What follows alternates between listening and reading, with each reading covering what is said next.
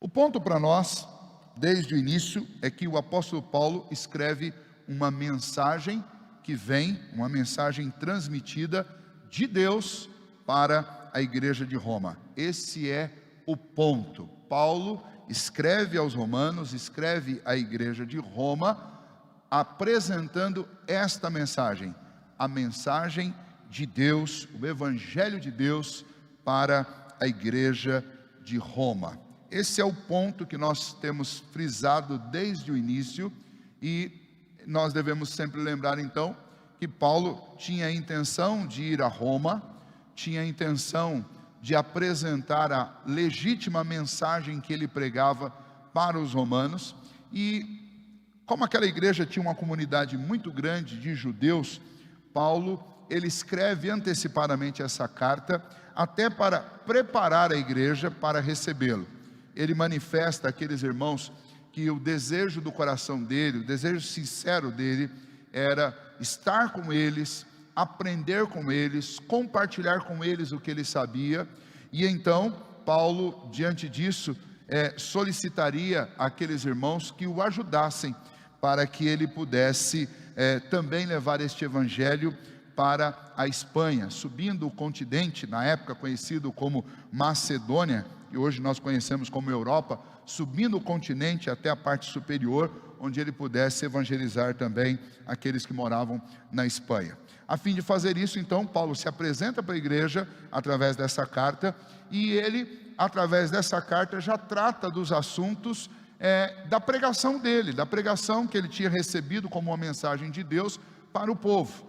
E então, Paulo apresenta o que nós chamamos de o evangelho de Deus, né? Paulo fala assim, que o evangelho que ele anunciava, ele não falava dele mesmo, mas era o evangelho de Deus, era a mensagem de Deus. E ao apresentar este evangelho de Deus, Paulo declara explicitamente que ele não sentia vergonha deste evangelho, muito pelo contrário, ele sabia que este evangelho era poder de Deus para transformar o coração das pessoas, para transformar o homem.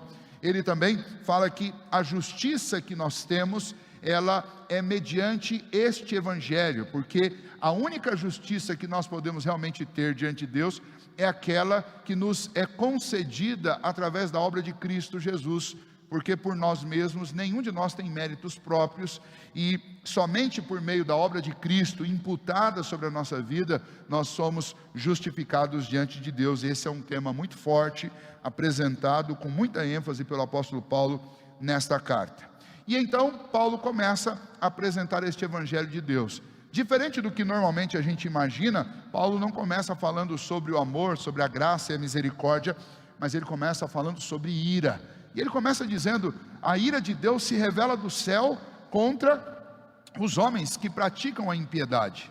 E aí, que tipo de impiedade, e por que Deus se encontra irado, e por que os céus revelam essa ira de Deus contra os homens? E aí ele vai dar vários motivos. No capítulo 1, porque Deus se revelou na consciência do homem, mas o homem tenta abafar essa revelação. Todo homem, não importa onde ele viva, seja lá no Amazonas, seja lá na Austrália, seja lá na Arábia Saudita, seja no Oriente ou seja no Ocidente, tendo acesso à civilização ou não, todo homem tem na sua consciência explicitamente a realidade a respeito de Deus impressa em sua consciência. E quando o homem nega a existência de Deus, ele está no fundo abafando algo que está dentro do seu próprio coração, alguma coisa que está nele e ele tenta de alguma maneira sufocar. Além disso, o apóstolo Paulo vai mostrar também que nessa tentativa do homem de sufocar a revelação de Deus interna, ele se depara com o fato de que Deus se revela também externamente através das coisas que foram criadas. Além dessa revelação também externa das coisas que foram criadas, o homem, por causa dessa situação de rebelião contra Deus, o homem se encontra numa condição em que ele sofre o que nós chamamos de abandono judicial, porque o próprio Deus de alguma forma entrega esse homem para que na sua rebeldia e na sua busca exatamente de negar a existência de Deus, este homem acaba adorando aquilo que ele mesmo constrói como um ídolo, como um Deus para si mesmo. então o homem faz o quê? Ele deixa de dar culto ao Criador, deixa de reconhecer a existência do Deus Altíssimo, mas ele passa a adorar a criatura. Adora a criatura ao invés do Criador. Ele abandona a verdade e abraça a mentira, abraça a injustiça.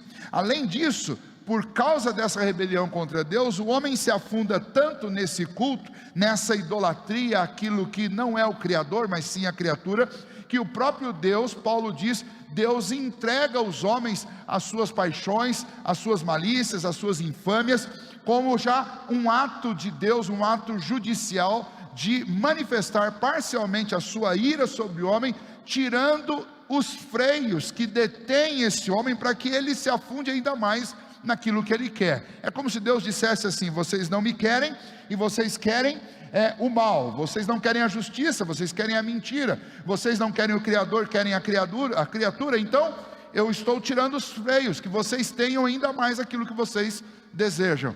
E o resultado disso é que o apóstolo Paulo diz que o Senhor entrega os homens a uma condição mental reprovável, e com essa condição mental reprovável eles praticam coisas inconvenientes e acabam atraindo sobre si ainda mais a justiça de Deus. Eles são indesculpáveis diante de Deus.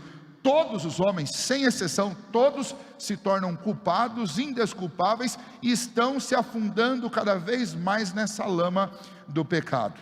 No meio disso vem o capítulo 2, onde Paulo se volta para aqueles que de alguma maneira estavam julgando os homens pagãos, os não judeus, como se eles estivessem fora dessa indesculpabilidade. E aí Paulo se volta então para os judeus, para os seus irmãos, para os seus patrícios, e diz para eles: vocês que julgam os outros, vocês pensam que vocês estão indesculpáveis? Vocês também não são indesculpáveis. Por quê? Porque vocês, conhecendo a lei, vocês se colocando na posição de juízes dos outros, vocês não apenas julgam o que eles fazem, mas vocês condenam o que eles estão fazendo, mas praticam as mesmas coisas que eles fazem. Ou seja, no ato de julgar e de condenar o outro, vocês se esquecem e omitem que vocês fazem as mesmas coisas, as mesmíssimas coisas, cometem os mesmos pecados. E então, diante disso, no capítulo 2, Paulo vai apresentando que nenhum dos argumentos que o judeu, que o religioso pudesse citar em favor de si mesmo, seria algo que colocasse-o em uma condição de indesculpabilidade. Eles vão citar: nós temos a lei de Deus, nós conhecemos a lei de Deus, e Paulo vai dizer: mas vocês não cumprem a lei de Deus. Eles vão dizer: mas nós temos a circuncisão, a marca da aliança de Deus com Abraão. E aí o Senhor vai dizer: mas vocês não têm a verdadeira circuncisão, vocês têm a circuncisão como um sinal na pele de vocês, mas vocês não têm a circuncisão do coração, porque apesar de vocês terem essa marca na pele, infelizmente a prática de vocês, a maneira como vocês procedem, não é compatível com a maneira como vocês deveriam viver, já que são o povo da aliança.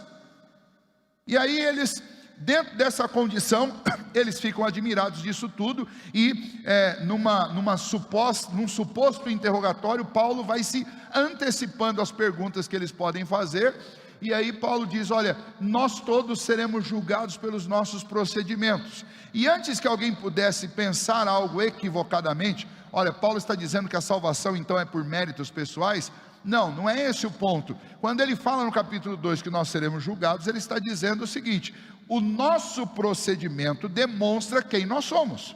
Se alguém realmente está em Cristo, se alguém realmente tem a fé salvadora em seu coração, vai demonstrar através das suas atitudes, do seu procedimento, que é uma nova criatura.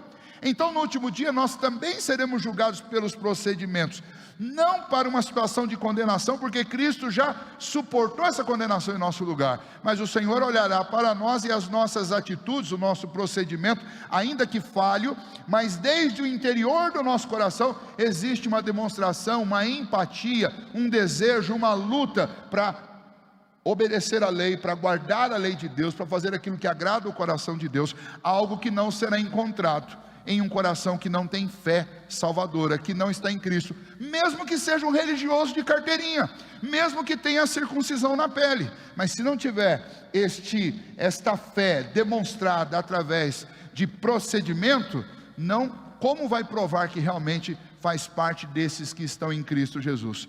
De forma alguma será provado. E nesse sentido, então, Paulo fala que Jesus vai julgar os segredos dos homens, porque o que ele quer dizer com isso? Ele quer dizer com isso que o julgamento final, e esse julgamento por procedimento, não vai ser por aparência, mas Cristo vai olhar como os homens são por dentro, são os nossos segredos, são as nossas afeições, são as afeições íntimas do nosso coração que Cristo vai julgar. Se houver amor pelo Evangelho, se houver disposição, desejo de obedecer a palavra de Deus, se houver submissão a Cristo, se essas afeições, se esse sentimento, se essa fé salvadora estiver no coração, então você será salvo. Senão, o seu procedimento acaba demonstrando que você nunca foi e nunca esteve, ainda que tenha os sinais, seja da circuncisão, ou seja na nova dispensação do batismo. Se não houver um procedimento compatível, não adianta ter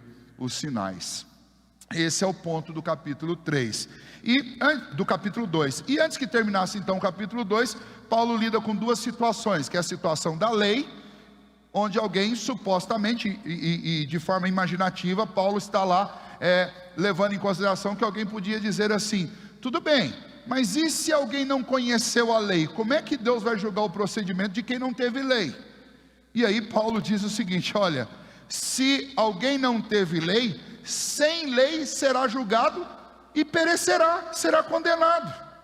E quem teve lei, pela lei será julgado e também será condenado. E o que Paulo está dizendo é o seguinte: esse argumento ele não é válido, porque Deus não vai exigir de você um conhecimento de lei que você não teve.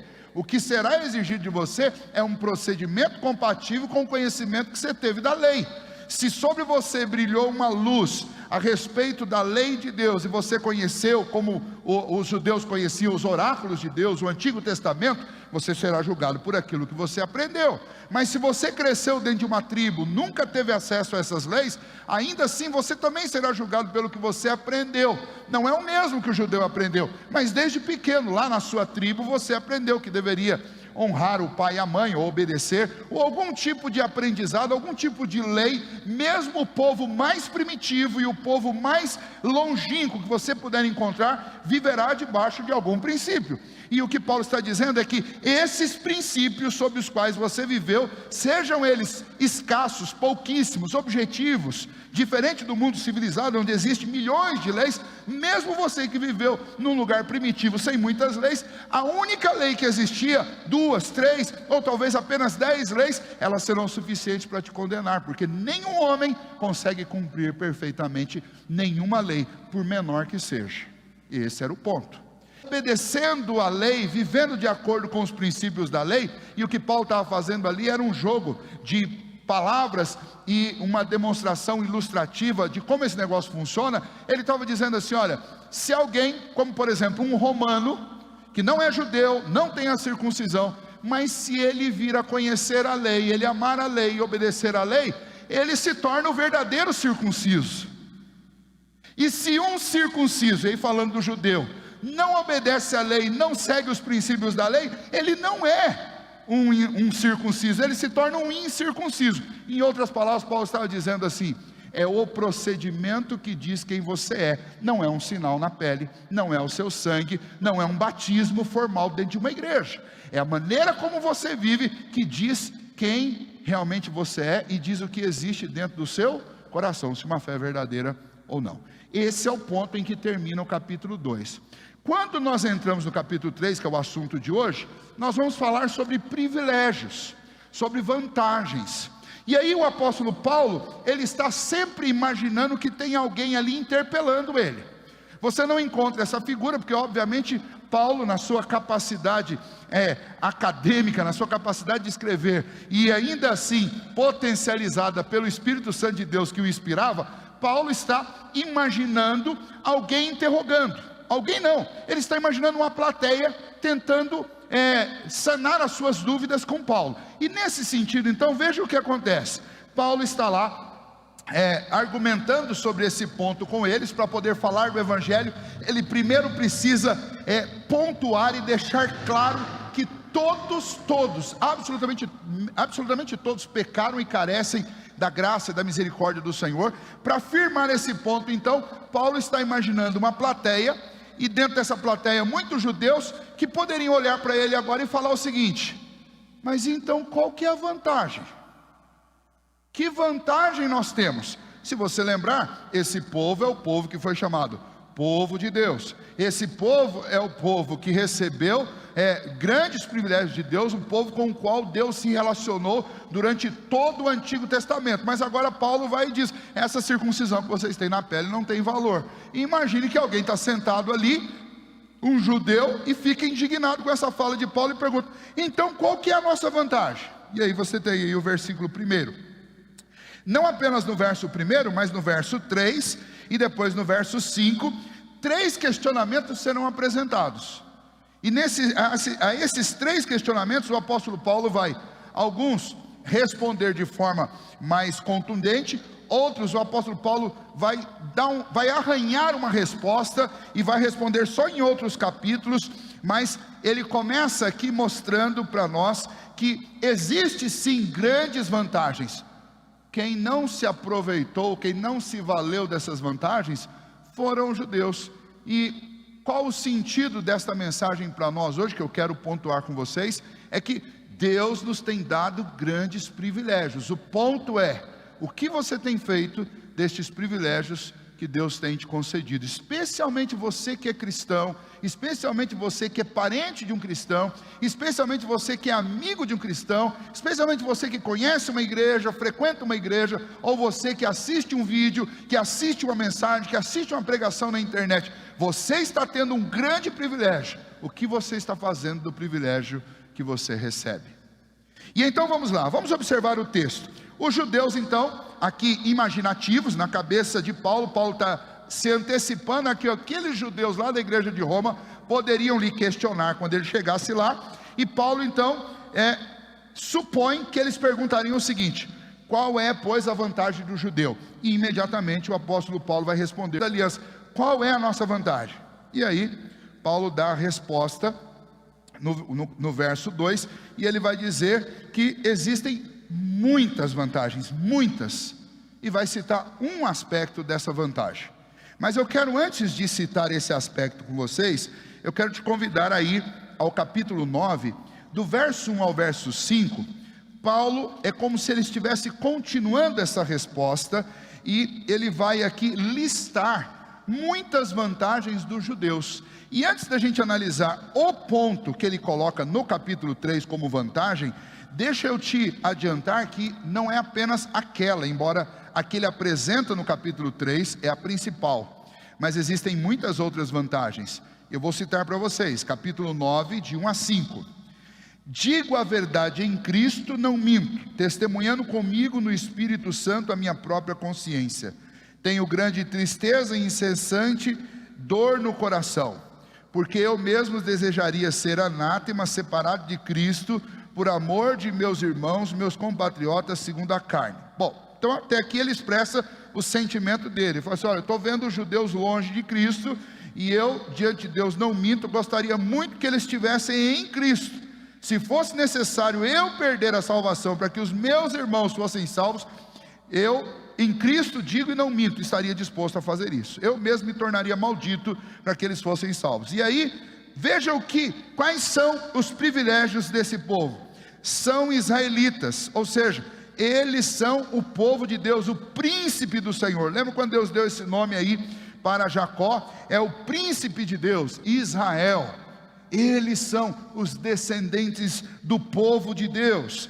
Pertence-lhes a adoção, eles foram primeiramente adotados na família de Deus, e a glória do Senhor que esteve sobre a nação de Israel. As alianças, e aí nós estamos falando de a velha dispensação e a nova dispensação. A legislação, ou seja, a lei, a quem Deus entregou a sua lei? Ao povo judeu. o culto a quem Deus deu as leis cerimoniais, ao povo judeu. E as promessas inicialmente foram feitas a quem? Aos judeus. De onde procedem os patriarcas, os grandes heróis da fé do passado? Aos judeus, eles são judeus. Quem são os ancestrais de Cristo Jesus? São eles, são judeus. Cristo descende da tribo de Judá. Segundo a carne, Cristo é descendente deles, o qual é sobre todos, Deus bendito para todos sempre, amém. Ou seja, é no meio deles que nasceu o povo de Deus. Então, Paulo está respondendo a alguém que supostamente poderia perguntar: bom, se a circuncisão na pele não vale de nada, qual a vantagem de termos a circuncisão, de sermos judeus, de sermos o povo de Deus? Paulo responde no verso 2 do capítulo 3, muita, sobre vários aspectos, ou sobre todos os aspectos que eu acabei de ler para vocês. E aí, ele vai falar, principalmente porque aos judeus foram confiados os oráculos de Deus. Essa palavra que está aí traduzida como principalmente, ela poderia também ter sido traduzida de uma maneira, e algumas bíblias trazem essa tradução, que parece mais adequada, como primeiramente, porque é isso que Paulo está dizendo. De todos os benefícios, e são muitos os privilégios que os judeus receberam, Paulo vai dizer, primeiramente, o maior de todos os privilégios que vocês tiveram, foi receber os oráculos de Deus. Para entender, vamos lá, o que é um oráculo? Naqueles povos antigos, quando um povo queria saber qual a direção do seu Deus, que com exceção de Yahvé, o nosso Deus vivo e verdadeiro, os outros eram ídolos, os povos, como por exemplo os reis, os governadores, eles procuravam o oráculo de Deus. Quem era o oráculo de Deus? Era o profeta que falava em nome de Deus, era a sacerdotisa que falava em nome de Deus, ou seja, era o representante humano de Deus. E nesse caso específico aqui, lembra que o Antigo Testamento que nós temos é a história do povo de Israel, são as profecias dadas ao povo de Israel, são as leis dadas por Deus ao povo de Israel, são as orações e os hinos dados por Deus ao povo de Israel, ou seja, tudo que está escrito no Antigo Testamento foi algo que Deus falou através de alguém para o povo de Israel, e para nós também. E então Paulo está dizendo, vocês têm muitos privilégios. Para começar, primeiramente, Deus falou através de vocês, e Deus entregou a vocês a mensagem dele para o mundo. Então, antes que algum judeu continuasse lá a protestar, Paulo está dizendo, vocês têm muitos privilégios. E aí, para que a gente conecte isso com o que Paulo falou até agora, lembra, lá no capítulo 1, Paulo diz que Deus se revelou na consciência dos homens. É uma revelação interna que Deus fez desde o princípio. Os homens fizeram o quê? Abafaram essa revelação e tentam de alguma maneira negar a existência de Deus. Aí Deus veio lá e se revelou externamente, através das coisas que foram criadas. Romanos capítulo 1, a partir do verso 20. Os atributos de Deus, os atributos invisíveis de Deus, desde o princípio, claramente se reconhecem através das coisas que foram criadas. Muito bem, Deus se revelou de forma geral, através de toda a criação. Mas vejam a vantagem do judeu. Deus se revelou verbalmente a esse povo. Eles já tinham a revelação na consciência, eles já tinham a revelação geral naquilo que foi criado, mas Deus foi tão benevolente com esse povo que Deus os escolheu e Deus se revelou a eles. Deus se deu a conhecer a eles através dos seus oráculos. Então, qual a vantagem do judeu? A vantagem do judeu é que eles conheceram a Deus. Eles tiveram acesso a uma revelação que nenhum outro povo teve. Vou pedir uma ajuda. Douglas, desliga aquele ar-condicionado de lá, por favor. O único calorento aqui sou eu, senão vai matar o pessoal de frio aí. Muito bem. Ainda, continuando esta argumentação, o apóstolo Paulo agora então vai continuar nesses argumentos que ele está dando e dizendo o seguinte, Bom, qual a vantagem do judeu? A vantagem do judeu é que, primeiramente, eles receberam os oráculos de Deus. Mas não satisfeito, imagine que tinha um judeu aqui questionando Paulo, e de repente um outro levantou a mão. E levanta a mão e diz assim: opa, peraí então.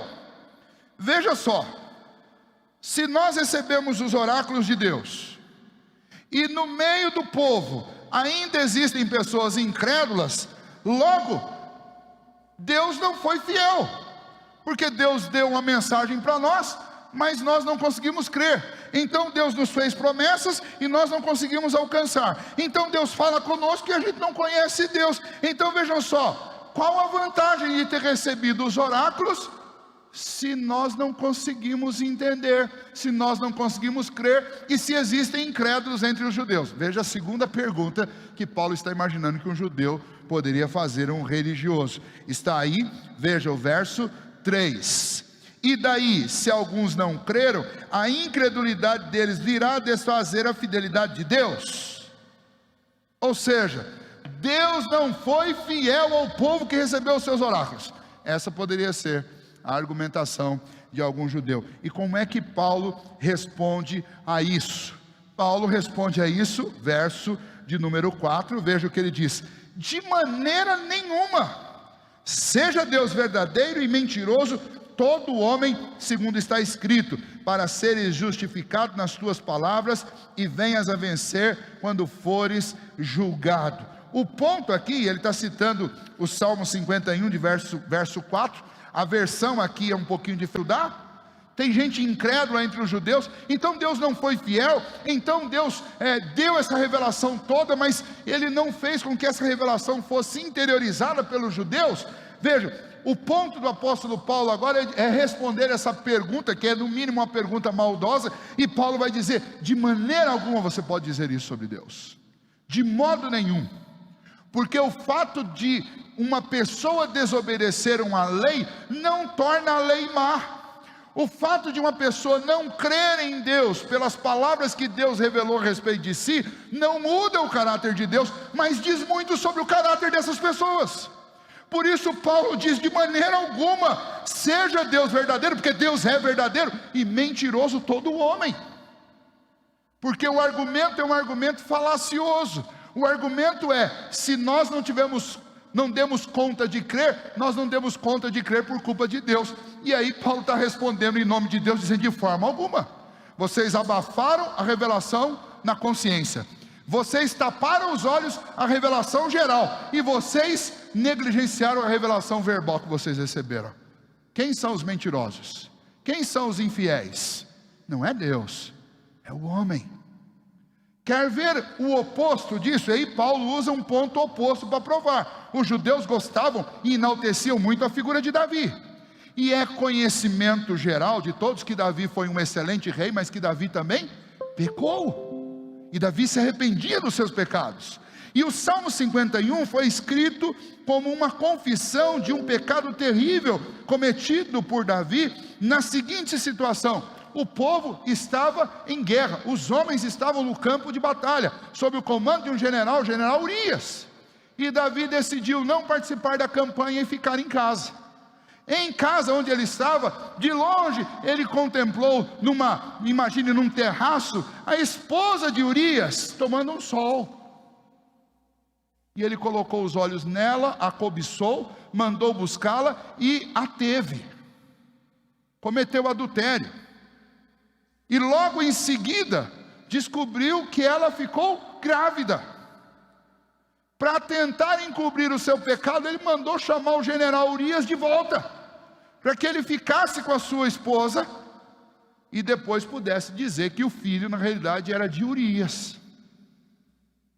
O fato é que Davi não conseguiu o seu plano, porque Urias era tão leal, que ele falou: não posso ficar aqui em casa, me deleitando com a minha esposa, enquanto o meu povo, meus soldados estão no campo de batalha, eu vou voltar para lá.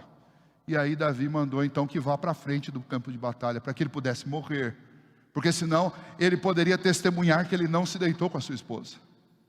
E o resultado é que de fato Urias morre. E aí Davi se torna duplamente culpado do pecado, porque não foi apenas o pecado de adultério, mas foi o pecado também de homicídio.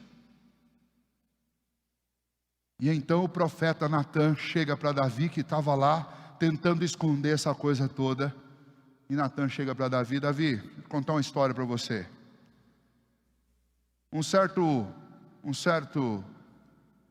Dois homens, um muito rico e um muito pobre. O muito rico, detentor de muitos rebanhos, e o muito pobre com uma única ovelha de estimação do seu coração. O rico recebeu visita na casa dele e decidiu oferecer um banquete. E ao invés de matar uma das suas centenas de milhares de ovelhas, ele foi lá na casa do vizinho e pegou a única que o vizinho tinha e ofereceu para os seus visitantes. E eu te pergunto, Davi, o que deve se fazer com este homem que fez isso? Sabe qual foi a resposta de Davi? Que ele morra. Esse homem tem que morrer. E Natan se volta para Davi e fala assim: esse homem é você. Tu és o homem. E então a máscara cai, a cegueira de Davi cai. E sabe o que Davi faz? Davi se humilha. Davi se arrepende, chora amargamente o seu pecado. A penalidade do pecado não podia ser mais eliminada. E como pena do seu pecado, aquela criança morreu. Ela não sobreviveu. E não apenas isso, toda a família de Davi, os seus filhos, se esfacelou. Começou uma briga, começou uma série de desentendimentos, inclusive com morte. A família de Davi se esfacelou, mas Davi se arrependeu. E Deus concedeu da sua misericórdia a Davi. Mas no meio do arrependimento de Davi, Davi escreve este Salmo 51. E veja o que Davi diz. Eu vou ler para vocês do verso 1 até o verso 4, que é o texto que Paulo cita. Compadece-te de mim, ó Deus, segundo a tua benignidade, e segundo a multidão das tuas misericórdias, apaga as minhas transgressões. Lava-me completamente da minha iniquidade e purifica-me do meu pecado. Pois eu conheço as minhas transgressões e o meu pecado está sempre diante de mim. Davi está dizendo assim: eu sei que eu sou um pecador. Eu sei, o meu pecado está diante de mim. É como se Davi estivesse assim: olha, para cada canto que eu olho, eu enxergo o que eu fiz. Eu vejo a minha maldade, eu vejo o meu pecado, eu vejo o quanto eu sou sujo.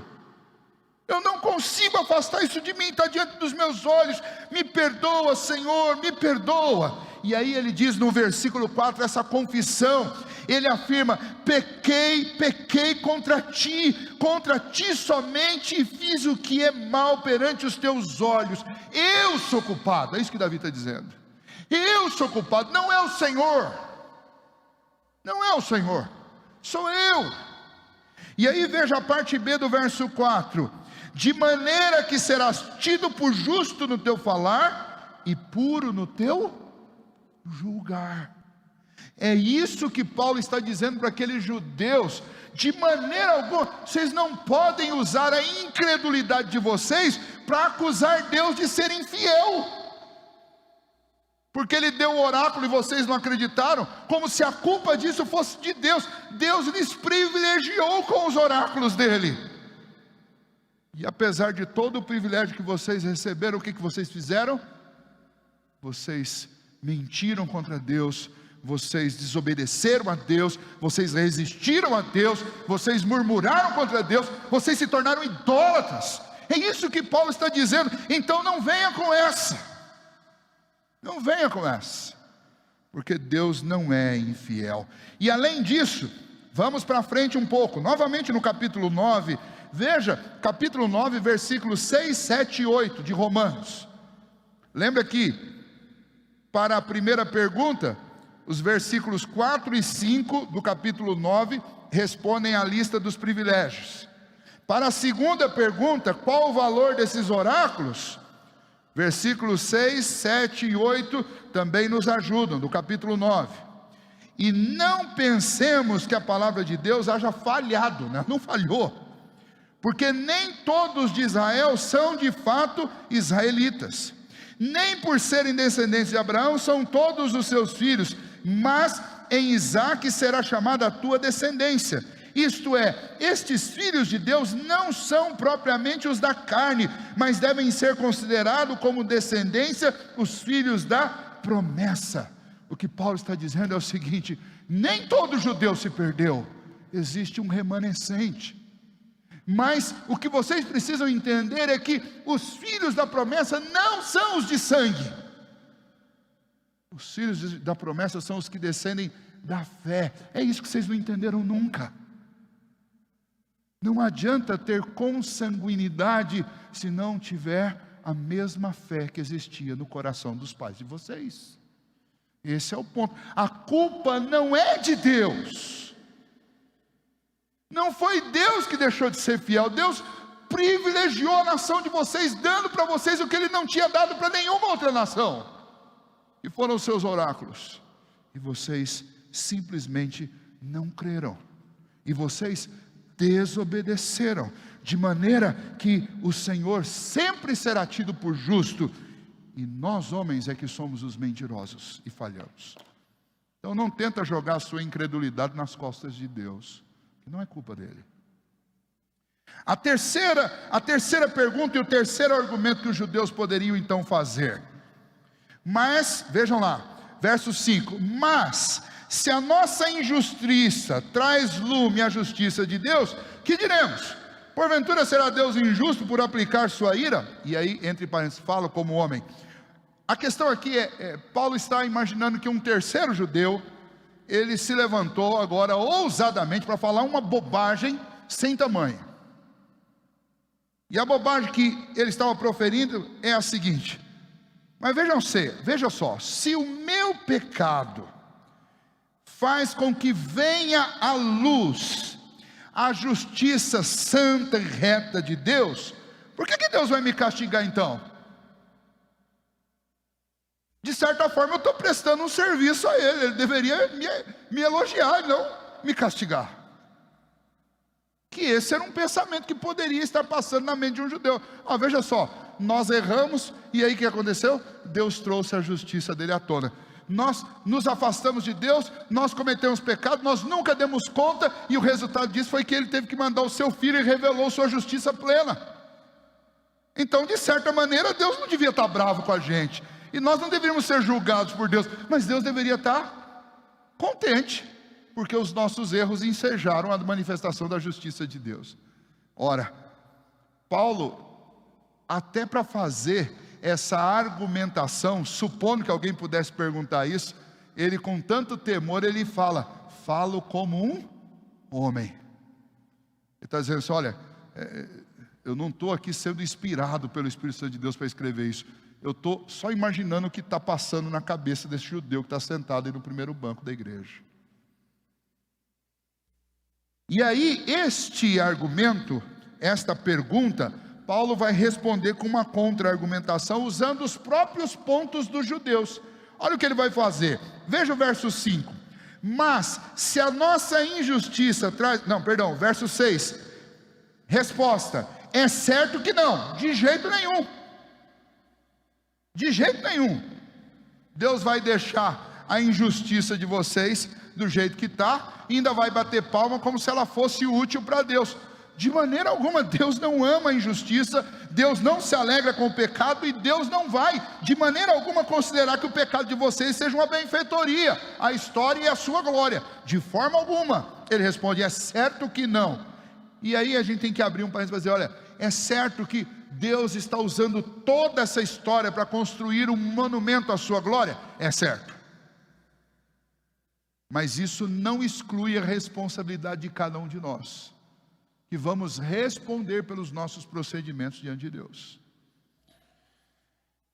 Verso 6, certo que não. E aí o primeiro argumento de Paulo contra eles: do contrário, se não fosse assim, ou seja, se o que vocês estão falando fosse verdade, se os pecados de vocês servem aos propósitos de Deus mostrar a sua justiça, e portanto Deus não pode então condenar vocês, não pode ficar bravo com vocês, então vejam só, como é que Deus então vai julgar o mundo no juízo final? Esse é o ponto. E os judeus gostavam muito desse ponto da teologia, especialmente da escatologia. Haverá um juízo, haverá um julgamento. Eles gostavam dessa ideia, e não só eles, nós gostamos dessa ideia, especialmente quando a gente vê alguém fazendo uma coisa errada, que a justiça dos homens não dá conta, a gente fala assim, ele pode escapar aqui, mas vai chegar um dia que ele vai ter que prestar conta diante de Deus. E aí Paulo está usando esse argumento contra eles mesmos, assim, não são vocês mesmos que apelam o tempo inteiro para o juízo final?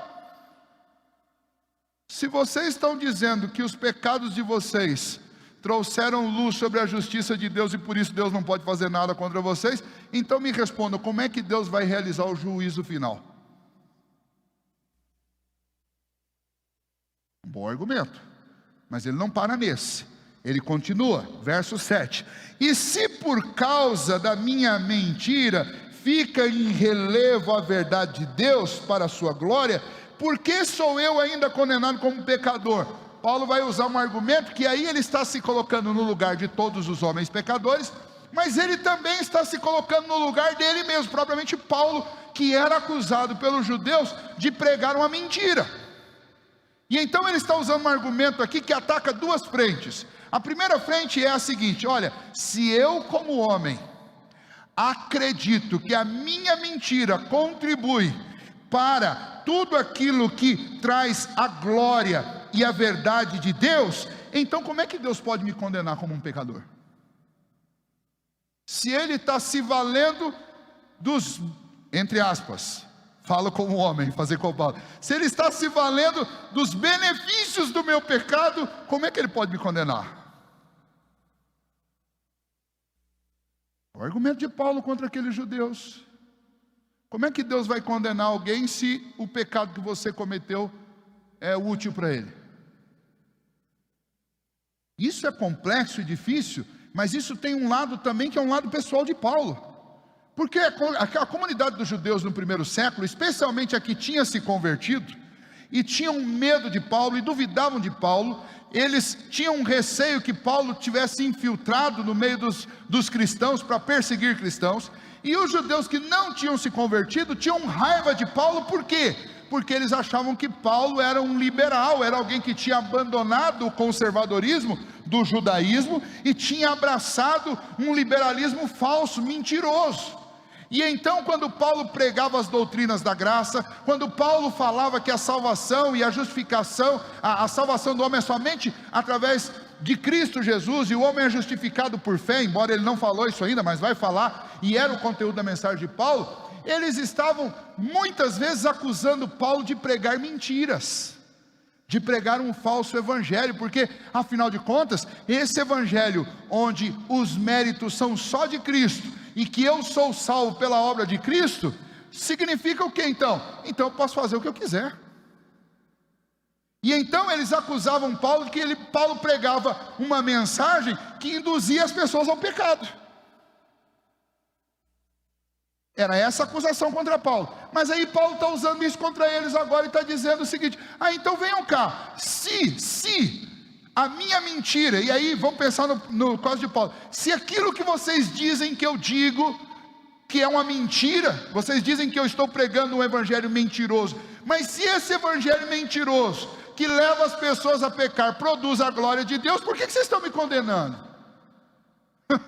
Esse é o argumento de Paulo.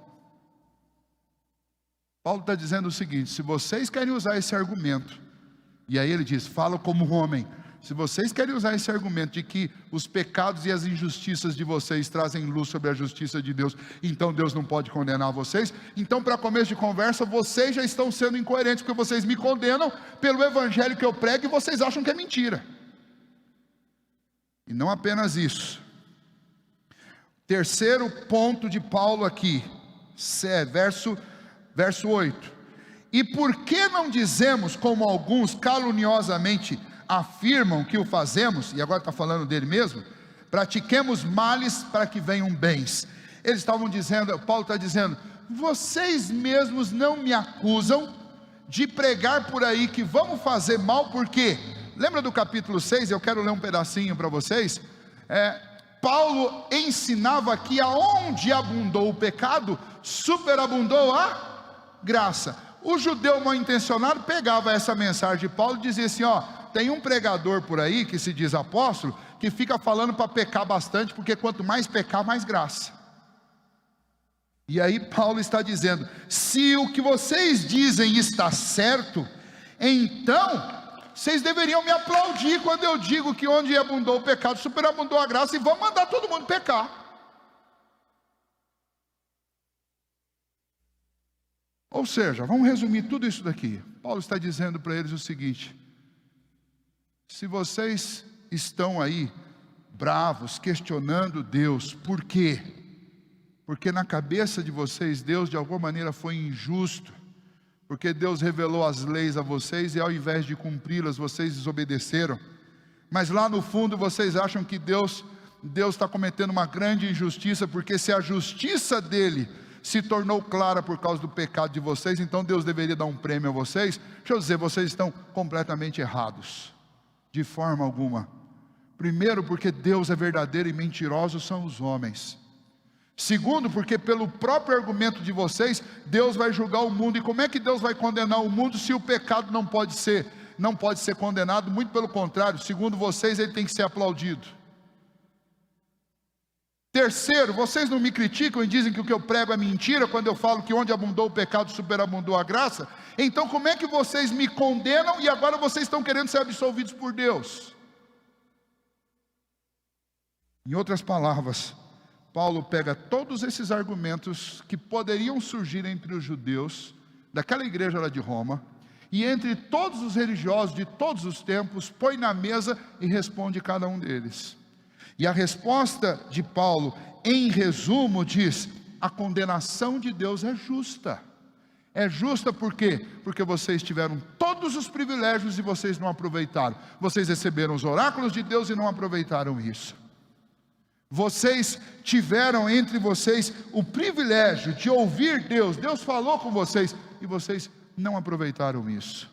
Vocês tiveram essa manifestação da graça de Deus e vocês não aproveitaram. Se existem incrédulos entre vocês, não é por culpa de Deus, mas é por culpa de vocês mesmos que rejeitaram a lei de Deus. E se vocês forem condenados, vocês não serão condenados porque Deus é injusto. Vocês serão condenados exatamente porque Deus é justo e de Deus não se zomba.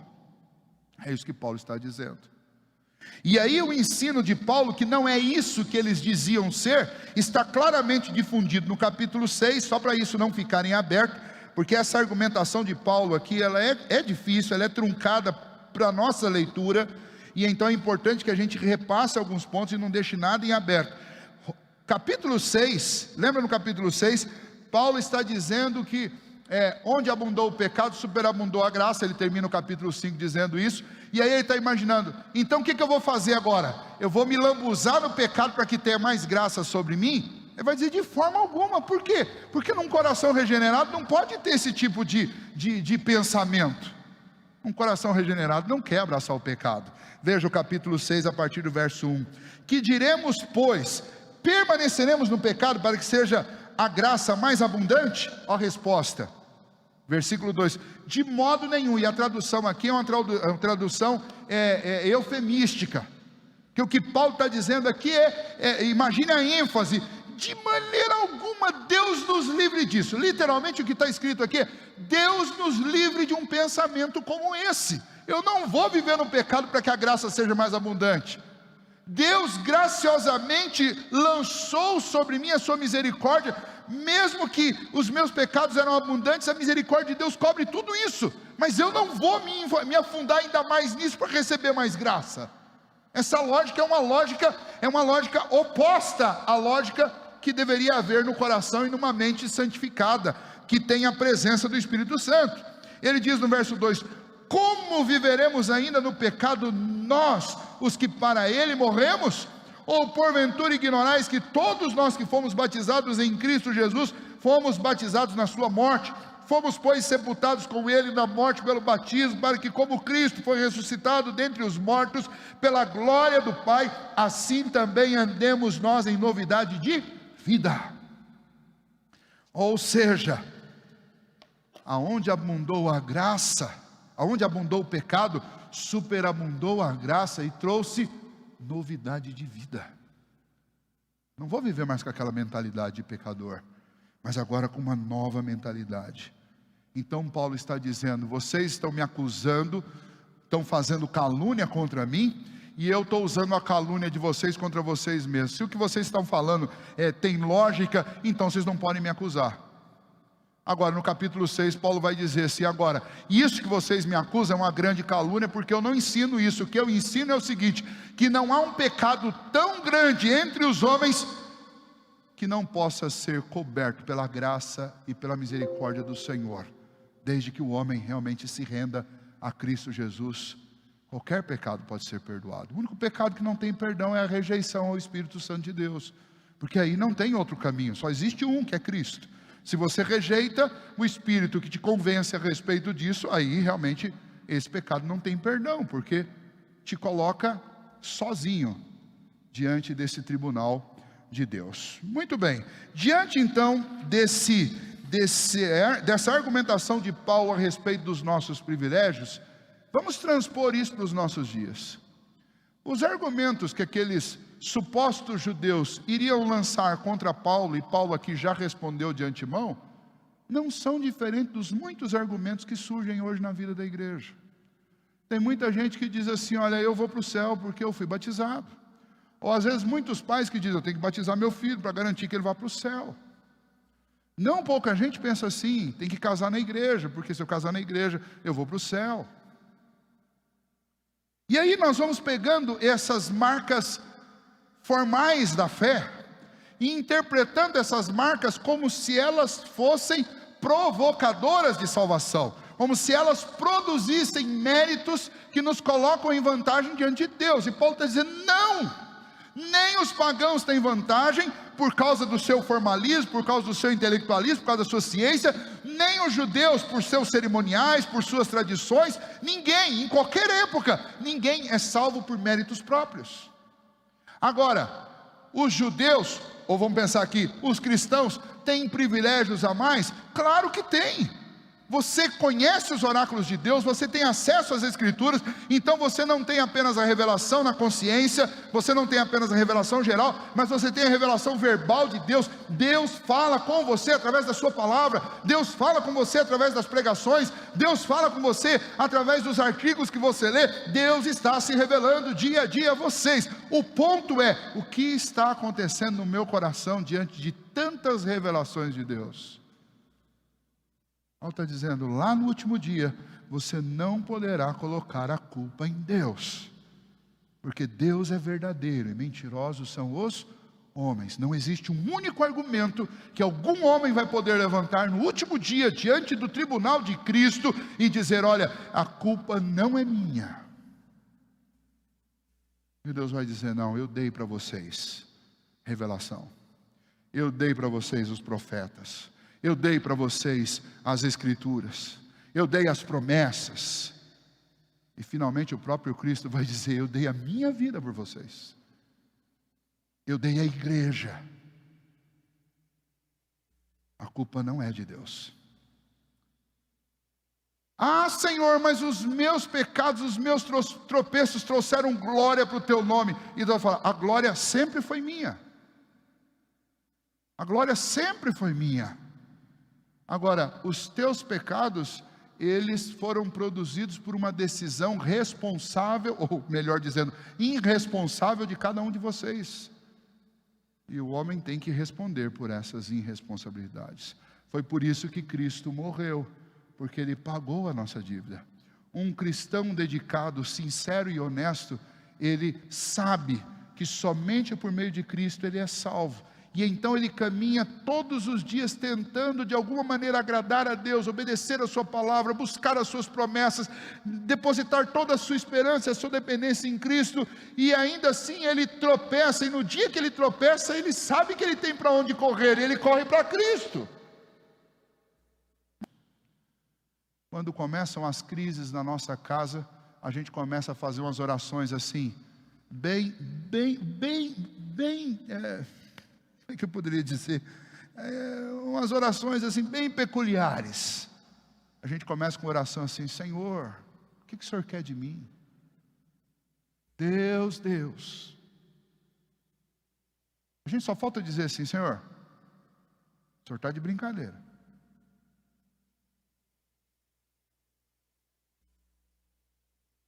E aí a gente começa com coisas como aqueles fariseus antigos: Senhor, eu pago meu dízimo. Senhor, eu não falto nos cultos na igreja. Senhor, eu fui batizado. Senhor, eu sou a terceira geração de presbiteriano. O que o Senhor quer comigo? A gente faz ou não faz oração desse jeito, quando o cinto aperta? A gente começa a colocar os nossos créditos diante de Deus. E aí esse texto vem nos lembrar o seguinte, que isso tudo não passa de manifestações das nossas rebeldias contra Deus. Deus não nos deve coisíssima alguma. Deus não depende de nós. Deus é absolutamente livre, absolutamente suficiente, absolutamente independente. E por causa do amor dele, que não se explica pelos nossos atos, mas tão somente pelos atos dele, ele nos amou com um amor eterno, e nos chamou e nos salvou por meio do seu Filho Jesus. E isso não vem de nós, tem nada a ver comigo, isso tem a ver com Deus. Então vejam bem, cuide do seu coração, cuidemos do nosso coração.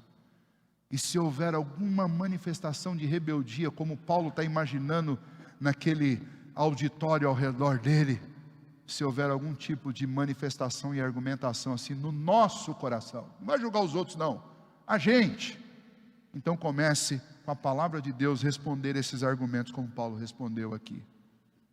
De modo nenhum, Deus é justo, mentirosos são os homens. De modo nenhum, eu recebi privilégios. Sim, você recebeu, todos nós recebemos. Você está recebendo esse vídeo na sua casa, você está recebendo privilégio. Você tem a Bíblia para você ler no seu celular, privilégio. Segundo, os judeus perderam os seus privilégios porque eles se recusaram, eles não se dobraram diante de Deus, eles não deram a Deus a adoração que deveria ser dada, eles não reconheceram nem sequer o Filho de Deus quando esteve entre eles, eles perderam os privilégios, tanto perderam os privilégios que o próprio apóstolo Paulo no capítulo 9 falou assim: olha, quem me dera eu ser anátema, eu me tornar maldito para que os meus irmãos fossem salvos. E quem é o povo de Deus? Quem é o Israel de Deus? Quem é o verdadeiro povo da aliança? Não são os que têm o sangue de judeu correndo nas veias, mas são os que têm a fé de Abraão no coração. Sejam os de Israel, sejam os dos romanos, sejam os europeus, sejam os americanos, sejam os sul-americanos, sejam os árabes, sejam os orientais, de todas as tribos, povos e línguas. Esse privilégio Deus estendeu a todos os homens, porque os judeus o rejeitaram. Então, para aqueles que vivem pensando que para trazer algum tipo de sacralidade, de santidade ou de poder para a igreja, a gente precisa emprestar os símbolos de Israel, começar a trazer, traz shofar, traz arca da aliança, traz mais um monte de badulaque lá do Oriente, e tentando resgatar essas tradições antigas, balela, está enganado, não leu a carta do apóstolo Paulo aos Romanos.